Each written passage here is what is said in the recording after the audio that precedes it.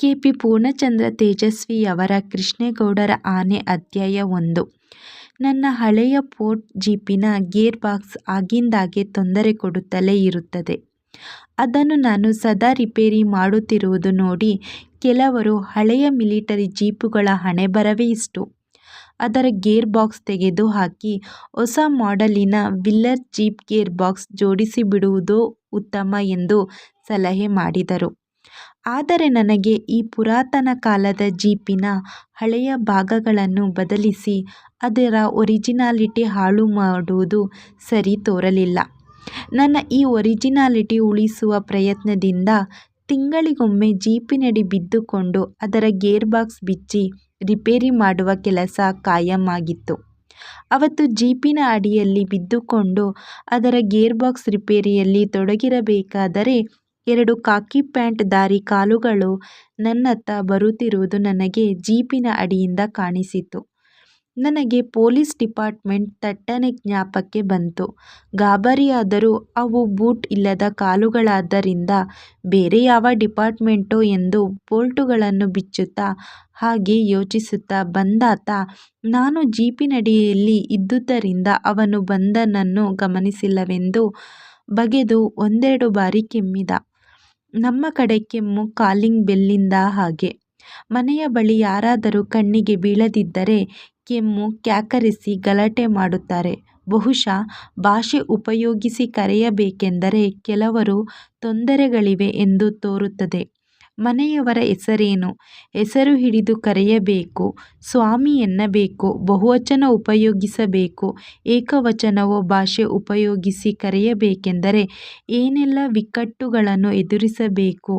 ಅದರ ಬದಲು 1-2 ಸಾರಿ ಕೆಮ್ಮಿದರೆ ಈ ಎಲ್ಲ ತೊಂದರೆಗಳೇ ಇರುವುದಿಲ್ಲ. ಆದ್ದರಿಂದ ಬಂದವ ಮತ್ತು 2 ಸಾರಿ ಕೆಮ್ಮಿದ. ಯಾರಪ್ಪ ನೀನು ಎಂದು ಕೇಳಿದೆ. ನಾನು ಸ್ವಾಮಿ. ನಾನು ಅಂದ್ರೆ ಯಾರಪ್ಪ? ನನಗೆ ಇಲ್ಲಿ ನಿನ್ನ ಕಾಲುಗಳು ಮಾತ್ರ ಕಾಣೋದು. ನಾನು ಲೈನ್ ಮ್ಯಾನ್ ಸ್ವಾಮಿ. ಯಾರು? ಲೈನ್ ಮ್ಯಾನ್ ತಿಮ್ಮಣ್ಣನಯ್ಯ. ಜೋತು ಟೆಲಿಫೋನ್ ಡಿಪಾರ್ಟ್ಮೆಂಟ್ ಅಲ್ಲ ಸ್ವಾಮಿ, ನಾನು ಕರೆಂಟ್ನವರು. ನಾನು ಲೈನ್ ಮ್ಯಾನ್ ದುರ್ಗಪ್ಪ ಸ್ವಾಮಿ. ಅದ್ಯಾಕೆ ಟೆಲಿಫೋನ್ ಡಿಪಾರ್ಟ್ಮೆಂಟ್ ಎತ್ತ ಅಂತೀಯ? ಅವರನ್ನ ಕಂಡ್ರೆ ನಿಮಗೆ ಆಗಲ್ವಾ? ಇಬ್ಬರದು ಕೆಲಸ ಕಂಬ ಹತ್ತೋತಾನೆ.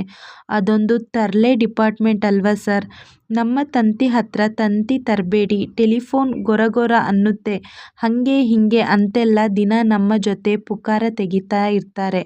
ನಾನು ಜೀಪಿನ ಅಡಿಯಿಂದ ಹೊರಬಂದೆ.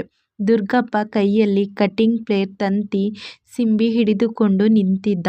ಏನಯ್ಯ, ಏನು ಸಮಾಚಾರ ಎಂದು ಕೇಳಿದೆ. ಸಮಾಚಾರ ಏನಿಲ್ಲ ಸ್ವಾಮಿ. ಮತ್ತೇನು ಬಂದೆ? ಸುಮ್ನೆ ಹೀಗೆ. ಅವನ ಮಾತು ಕೇಳಿದರೆ ಏನು ಕೆಲಸವಿಲ್ಲದೆ ಪುರಸೊತ್ತಾಗಿದ್ದರಿಂದ ಇಲ್ಲಿವರೆಗೆ ಬಂದನೆಂದು ಅರ್ಥ ಬರುತ್ತಿತ್ತು. ಹಾಗಿದ್ದರೆ ಏನೂ ಇಲ್ಲಮ್ಮೋ ಕೇಳಲು, ಅಥವಾ ಚಂದ ಬಸಸುಳಿಗೋ, ಇಲ್ಲವೇ ಮನೆ ಉಪಯೋಗಕ್ಕೆ ಕಾಫಿ ಬೀಜವನ್ನೋ ಏಲಕ್ಕಿ ಬೀಜವನ್ನೋ ಕೇಳಲು ಈ ರೀತಿ ಪೀಠಿಕೆ ಹಾಕುತ್ತಿದ್ದಾರೆಂದು ಯೋಚಿಸಿದೆ. ನಮ್ಮಲ್ಲಿ ಇದೊಂದು ದೊಡ್ಡ ಗೋಳು. ಬಂದವರು ಬಂದ ಕೆಲಸ ಏನೆಂದು ತಟ್ಟನೆ ಹೇಳುವುದೇ ಇಲ್ಲ. ನಮ್ಮ ಮೂಡು ಹೇಗಿದೆ ಅಂತ ಲೆಕ್ಕ ಹಾಕುತ್ತಾ ಹೇಳಲೋ ಬೇಡವೋ ಎಂದು ಜ್ಞಾನಿಸುತ್ತಾ ಅದೂ ಇದೂ ಮಾತನಾಡುತ್ತಾ ನಿಂತಿರುತ್ತಾರೆ. ನಾವೇ ನಾನಾ ಪರಿಯಲ್ಲಿ ಅವರನ್ನು ಕೇಳಿಕೊಂಡು ಅವರ ಬಾಯಿ ಬಿಡಿಸಬೇಕು. ಅಲ್ಲಿಯವರೆಗೂ ಅವರು ಬಂದುದಕ್ಕೆ ಅರ್ಥ ಸಂಬಂಧವಿಲ್ಲದ ವಿಷಯ ಮಾತನಾಡುತ್ತಾ ಅನ್ಯಮನಸ್ಕರಾಗಿ ನಿಂತಿರುತ್ತಾರೆ. ನನಗೆ ಅವತ್ತು ಇದಕ್ಕೆಲ್ಲ ತಾಳ್ಮೆ ಇರಲಿಲ್ಲ. ಸುಮ್ಮನೆ ಹೀಗೆ ಯಾಕೆ ಇಲ್ಲಿವರೆಗೆ ಬರ್ತೀಯ? ಬಂದ ವಿಷಯ ಏನು ಅಂತ ಜರೂರಾಗಿ ಹೇಳು ಮಾರಾಯ. ನಿನ್ನ ಹತ್ರ ಮಾತಾಡ್ತಾನೆ ನಿಂತ್ಕೊಳ್ಳೋಕೆ ನನಗೆ ಪುರ್ಸೊತ್ತಿಲ್ಲ ಎಂದು ಅಸಹನೆಯ ದನಿಯಲ್ಲಿ ಹೇಳಿದೆ. ಏನಿಲ್ಲ, ಸ್ವಲ್ಪ ಕೊಡ್ಲಿ ಬೇಕಿತ್ತು ಸ್ವಾಮಿ. ಅಷ್ಟೇನಾ? ಮತ್ತೆ ಯಾಕೆ ಏನೂ ಇಲ್ಲ ಅಂತ ಹೇಳಿದೆ? ಅದೇನು ದೊಡ್ಡ ವಿಷಯ ಅಂತ ಹೇಳಿ ಸ್ವಾಮಿ. ಕರೆಂಟ್ ಕೆಲಸಕ್ಕೆ ಕೊಡಲಿ ಯಾಕೋ ಒಂದು ಮರ ಮುರ್ಕೊಂಡು ತಂತಿ ಮೇಲೆ ಬಿದ್ದ ಹೋಗಿದೆ ಸ್ವಾಮಿ. ಅದನ್ನ ಕಡಿದು ಲೈನ್ ಕ್ಲಿಯರ್ ಮಾಡಬೇಕು. ಅದು ದರಿದ್ರ ಕೃಷ್ಣೇಗೌಡರ ಆನೆ ಮಾಡಿರೋ ಕೆಲಸ. ಮರದ ಹತ್ರ ಅದರ ಲದ್ದಿ ಬಿದ್ದಿದೆ. ಮರದ ಎಲೆ ಕಿತ್ಕೊಳ್ಳೋಕೆ ಹೋಗಿ ಕೊಂಬೆನೇ ಮುರ್ದಾಕಿದೆ. ಅದು ಹೇಗೋ ಆನೆ ಕೆಲಸ ಅಂತ ತಂತಿ ಮೇಲೆ ಕೊಂಬೆಳೆದ್ರೆ ಅದಕ್ಕೆ ಕರೆಂಟ್ ಹೊಡೆದು ಸತ್ತೋಗೋದಿಲ್ವೇನೋ ಮತ್ತಿನ್ನೇನೋ ಅದರ ಕೆಲಸ. ಆ ಮರದ ಕೆಳಗೆ ಬುಟ್ಟಿಗಟ್ಟಲೆ ಬಿದ್ದಿದ್ದ ಲದ್ದಿ.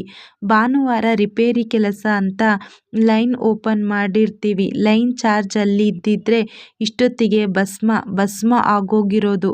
ಕಿಡಿಗಾಡಿ ಮುಂಡೆದು. ನಾನು ಬೆಳಗಿನಿಂದ 4-5 ಸಾರಿ ಲೈನ್ ಚಾರ್ಜ್ ಮಾಡಿದೆ. ಏನ್ ಮಾಡಿದ್ರೂ ಫೀಸ್ ಇಲ್ಲ. ಲೈನ್ ಟ್ರಬಲ್ ಇದೆ ಅಂತ ಲೈನ್ ಮೇಲೆ ನೋಡ್ಕೊಂಡು ಬಂದೆ. ಶಿವೇಗೌಡರ ಸಾಮಿಯಾನ್ ಹತ್ರ ಕೊಂಬೆ ಲೈನ್ ಮೇಲೆ ಬಿದ್ದಿದೆ. ಕೊಡಲಿ ಅಟ್ಟದ ಮೇಲೆ ಹಾಕಿದ್ದೀವಿ. ದುರ್ಗಪ್ಪ ನೀನೇ ಹತ್ತಿ ತಗೊಂಡು ಹೋಗ್ಬೇಕು ಎಂದು ಹೇಳಿ ಮತ್ತೆ ಜೀಪಿನಡಿಗೆ ನುಗ್ಗಿದೆ. ದುರ್ಗಪ್ಪ ಅಟ್ಟ ಹತ್ತಿ ದಡ್ಬಡ್ ಸದ್ದು ಮಾಡುತ್ತಾ ಕೊಡಲಿ ಹುಡುಕಿದ. ಕೆಲ ಹೊತ್ತಿನ ಮೇಲೆ ಕೊಡಲಿ ಸಿಕ್ಕಿತೆಂದು ಹೇಳಿ ಹೊರಟು ಹೋದ. ದುರ್ಗಪ್ಪ ಕೊಡಲಿ ತಗೊಂಡು ನಿರ್ಗಮಿಸಿದವ ಮತ್ತೆ ಬರಲೇ ಇಲ್ಲ. 3-4 ದಿನವಾದರೂ ದುರ್ಗಪ್ಪನೂ ಇಲ್ಲ, ಕೊಡಲಿಯೂ ಪತ್ತೆ ಇಲ್ಲ. ಆ ಕೊಡಲಿಯಾದರೂ ಸುಳ್ಳು ಹೇಳಿ ತೆಗೆದುಕೊಂಡು ಹೋಗಬೇಕಾದಷ್ಟು ಅಮೂಲ್ಯವಾದುದೇನೂ ಅಲ್ಲ.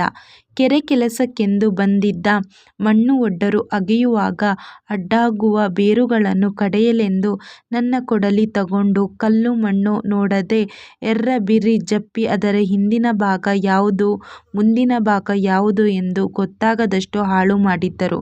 ಈಗ ಅದನ್ನು ಸುತ್ತಿಗೆ ಎಂದು ಸಹ ಕರೆಯಬಹುದಿತ್ತು. ಅದರಲ್ಲಿ ದುರ್ಗಪ್ಪ ಹೇಗೆ ಮರ ಕಡಿಯುತ್ತಾನೋ ಗೊತ್ತಾಗಲಿಲ್ಲ.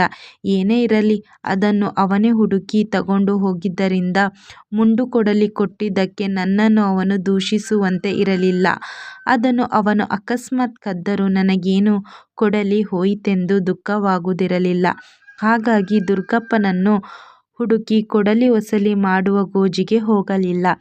ಇಷ್ಟು ಮೊದಲನೇ ಅಧ್ಯಾಯದಲ್ಲಿ ನಾವು ನೋಡಬಹುದು.